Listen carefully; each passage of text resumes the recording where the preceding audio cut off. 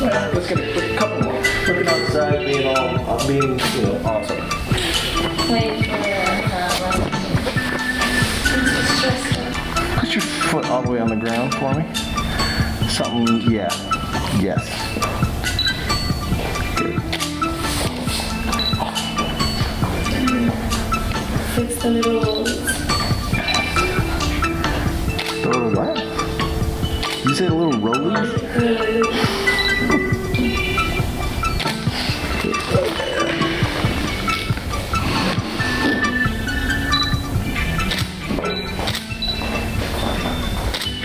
The little rollies. It's like now it's having too much thread, man. It goes here. Yeah. Lose the bra, put the roll back on. Okay, please. Hello, Luna. Hello. I'm very happy to be on set with you again. Thank you.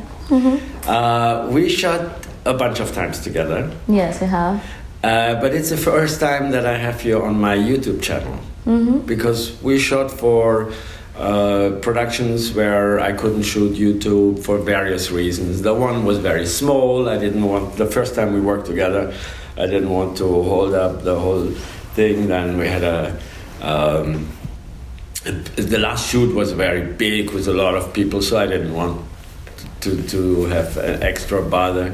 And now we are on a new sensation set with Eddie Powell.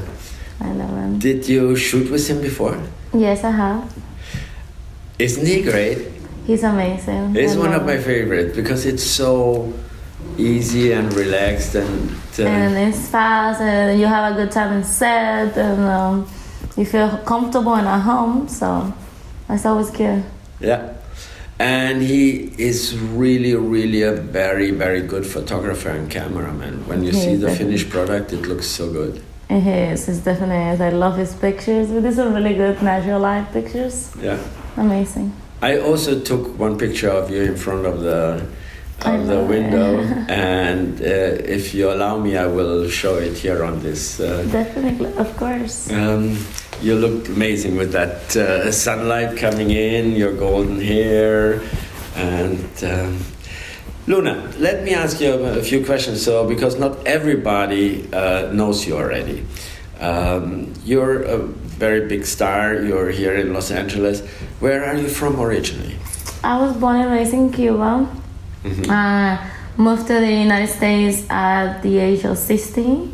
Moved to Miami, Florida, lived there for 10 years and had the opportunity of signing with Spiegler and moving to LA 3 years ago. Another great guy, Mark, and I know him since 98 or 99 when he came to France. I met him in Cannes at the film festival. Really? Yeah, a long time ago. That's crazy, huh? Yeah. And so what is your approach to porn? How did you get into porn? I stumbled around there. I was going home one day and then I heard a girl talking about looking some extras for a movie for Reality King. They used to do a lot in the VIP. I don't know if you ever heard about it. Yeah, that VIP lounge or so. Yeah, they used to have like a main people and then they used to have a lot of extras in the back. And I remember I needed $200 to pay the rent. Yeah. And they were actually paying $200 just to show up. And then if you show your tits, they would pay you more. And I remember being there and there was a threesome. It was like the most horrible threesome I've seen in my life. I swear to God, I feel bad. And there was two lit girls and J-Mac. And they were just laying down, one next to each other next to the couch where the party's going. And the guy would come and fuck one girl and then the other one would just stay lying there and then he would go fuck the other one. They wouldn't move, they wouldn't interact with each other. It was so bad. I remember talking to the director and telling him, what can I do to do porn? Because these girls are porn stars. This is gonna be too easy. Because before, when we were doing the paperwork, I can hear what they were saying. Yeah. Like how much money they make, how much they work, how they treat them like princess in the industry. And then I see the video and I'm like, they're treating these girls so good and they're trash. this is gonna be so easy. Yeah. And then I just literally left my job, left everything, went inside with porn. That's it. Never looked back. Did you had a lot of sexual experiences before? Were you very open to sex before?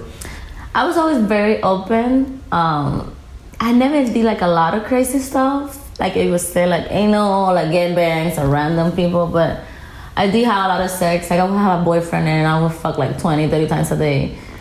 But it was like that type of sexuality. Like I liked to fuck like new people, like virgins. Like all my friends were virgins, so I wanted to fuck them. Yeah. So I wanted to give them that experience of sex. But I feel like as a person, I was always very sexual. Like I lost my virginity with my boyfriend, and he was a virgin too. And I remember I tried to ride in, and it hurt, and I couldn't, so I left. We went to this party. When I came back, I sit on it, and I ride the shit out of his dick. And to this day, this guy left me because he said that he didn't believe I was a virgin. Because I was like, how the fuck are you gonna be riding that dick like that, you know? And to that day, I already knew I was good, you know? A lot of people think you can only have or should only have sex with a person you're completely in love with. I personally think sex and love doesn't have to be together. I can have sex with girls just because I find them sexy, and I can love people I never want to have sex with. Yeah. How do you think love and sex? I think love and sex somehow they walk together. Most people don't know how to separate them when you're doing sex for lust or sex for love. You know, I mean, sex for lust and sex for love. You know, because I get to have love sex with people that I love and I'm passionate with, and then I have to have sex and sex that is really good sex. But it doesn't mean that I love the people. I do love what I'm doing in the moment, but it's not like I'm in love with that person. And that's why people don't separate something, like to be in love and to love something. And that's I think the biggest hard thing for us to have a relationship, because people think that just because we have sex all the time, we're just like crazy people, you know, like no, I can go home and love you and have a normal life, and then I can just come and sit and have a great sex and not think about it after I leave, you know what I mean? Or I can think about it all day, but it doesn't have to mean that it's gonna affect my life as a relationship. And that's why people need to understand that you need to separate it, what is lust. It's like the same love for your mom or your kid or your dog. You know what I mean? Exactly. That's what I always say. The people I love most, or some of the people I love most in my life, are my children and my parents and my siblings, and I don't want to fuck them, you know. Exactly. So love and sex is totally separate. It's totally different, you know.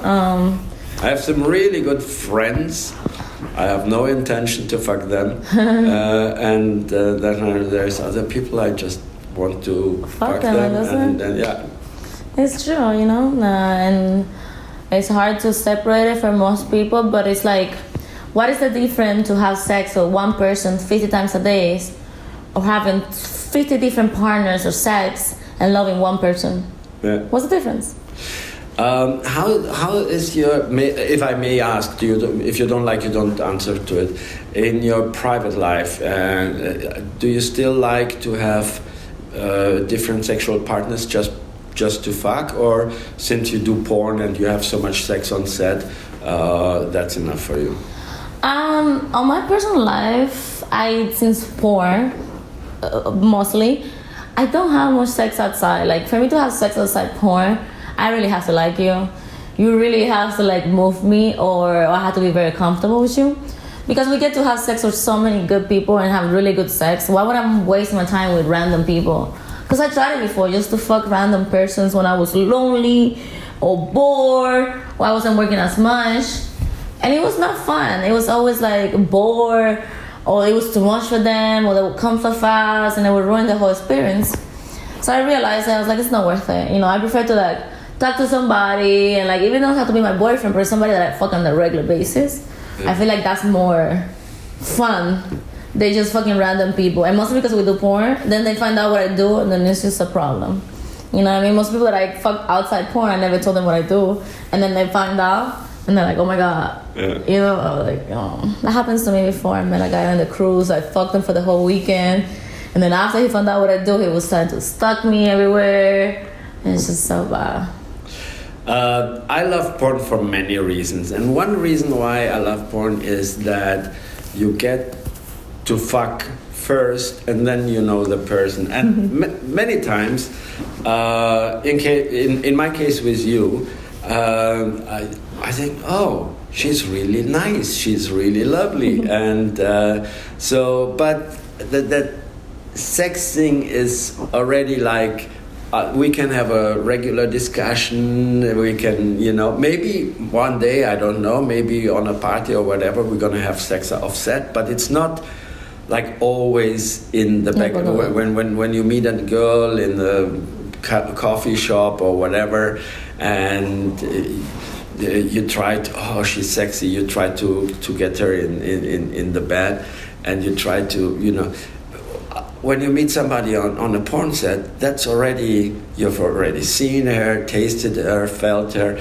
You're much more relaxed. You can have a coffee, talk about your family or sports, or it's just a very relaxed atmosphere then. That's true. I always like that about porn. It's like the freedom and the warriorless that people have. Like nobody cares about nothing, and there's no taboos.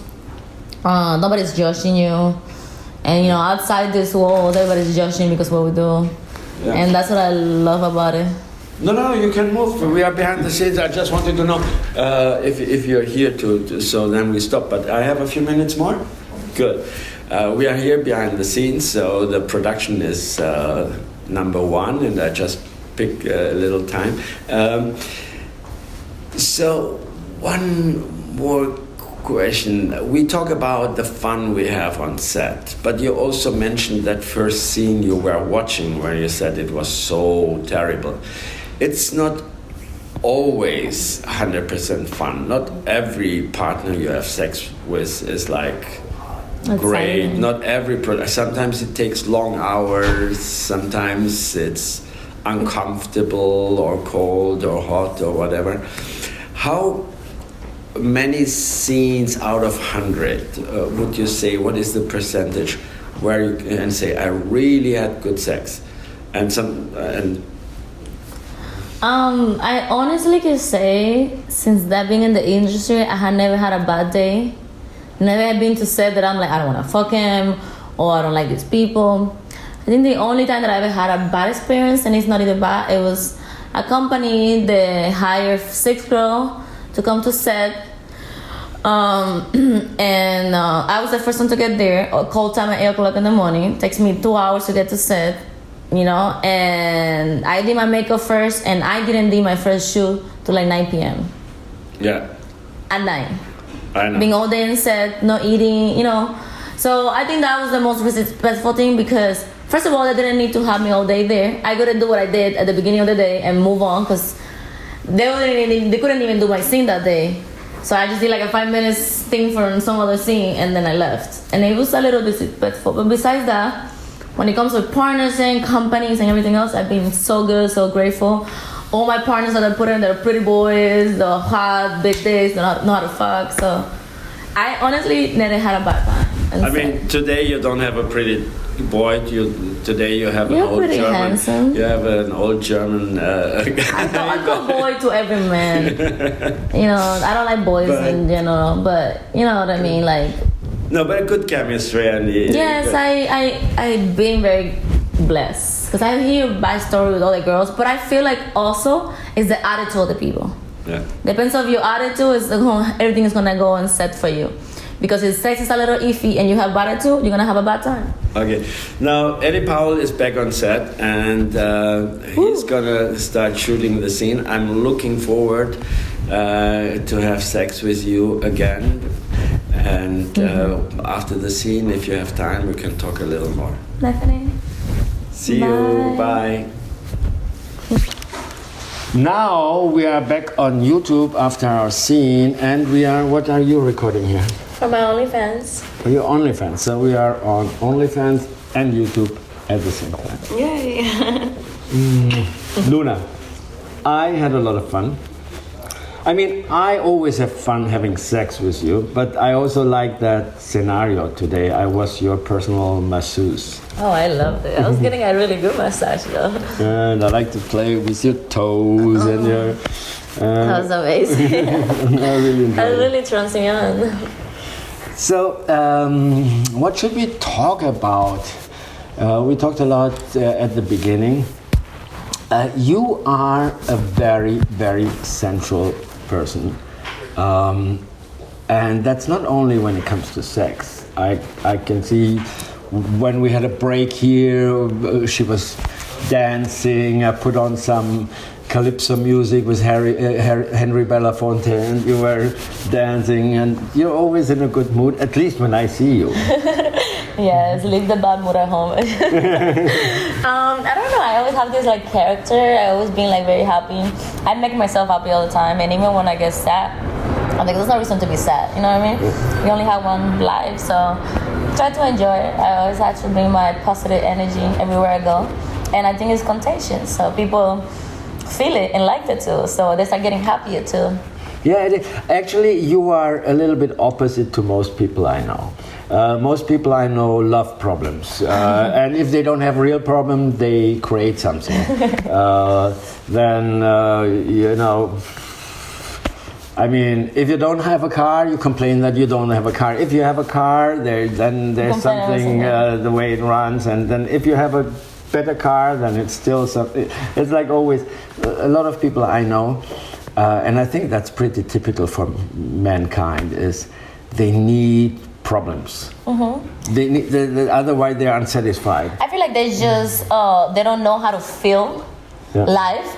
So problems and bad stuff and bad energies are really strong. Yeah. So they go for it. They feel something, they go for it. They hate, they talk bad, they do bad stuff because it's a strong feeling. So they're feeling something. Yeah. Once you learn how to be happy yourself and project that, the whole fucking world will be on your hands, you know what I mean?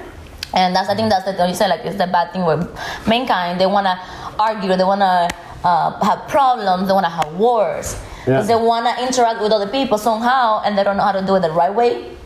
Yeah. And I just feel most people think that being happy is a hard work, and it's the other way around. I feel like being mad and angry and sad all the time is worse. Yeah. It's so happy to be happy. All you have to do is about thinking happy thoughts, and it will change.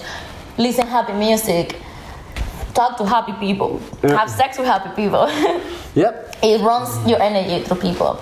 I used to have a person telling me that what we do is it's an energy thing. So you focus on many people, you bring home the energy. Mm-hmm. And there's a lot of energy bad in this industry. But since I bring so good energy, I feel like I bring them the good energy when they go home happier. Yeah. And that's how I feel all the time. And even today, we had a couple of breaks, and she was doing her stuff, and instead, usually when a performer, male or female, is not focused on the set, the producer gets upset. But Eddie Powell was just leaning back, looking at you, enjoying you, and waiting until you know, and then she was dancing and doing, and it's just nice to have you around. I'm glad. And nice to have you around my penis as well. I love it too.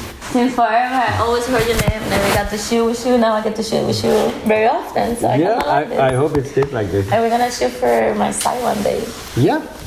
You have my number, so call me, text me. Okay, guys, I see you on the next YouTube release. Bye. Keep watching, because only better, sexy ladies come in, and so bye. There you go. Thank you. Let's go home. Yep. It's like 12 o'clock.